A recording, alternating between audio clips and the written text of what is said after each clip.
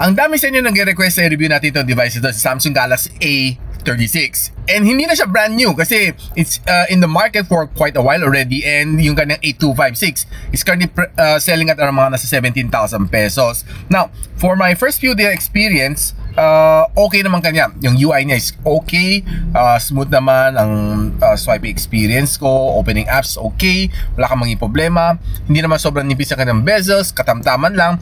Plastic ang kanyang likod, and of course plastic din kanyang frames dito. And based sa aking experience, well, not bad, no?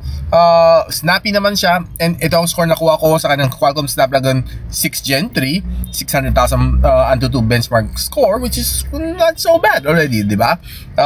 Multitasking is okay, playing sa mild games, well, hindi ko po sagad-sagad nilalaro.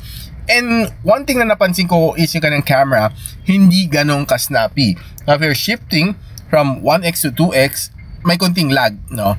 Based sa aking experience, hopefully makorek to using yung kanyang firmware update. But overall, the experience is okay naman. Yung kanyang front-facing camera, rear camera, I have yet to take more samples para mapakita ko sa inyo sa aking full review. Now, kung anong gusto nyo malaman guys, pop it in the comment section para i-try natin i-cover para sa aking full review ng Samsung Galaxy A36. So if you want this device, yellow basket lang guys.